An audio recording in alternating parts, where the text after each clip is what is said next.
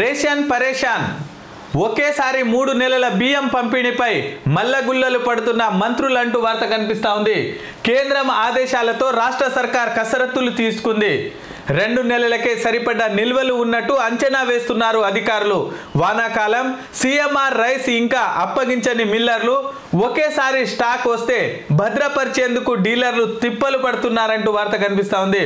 కొత్త ఇండ్లు తీసుకుంటే అద్దెలు ఎలా చెల్లించాలనే గొగ్గోలులో ఉన్నట్టుగా వార్త కనిపిస్తా ఉంది.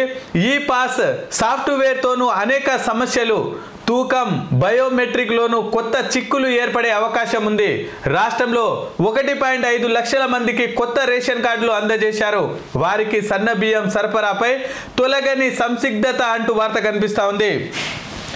వర్షాకాలంలో ఇబ్బందులను దృష్టిలో ఉంచుకొని లబ్ధిదారులకు జూన్ లేదా జూలై, ఆగస్టు నెలలకు సంబంధించిన బియ్యాన్ని వచ్చే నెలలోనే పంపిణీ చేయాలని రాష్ట్రాలను కేంద్రం ఆదేశించింది.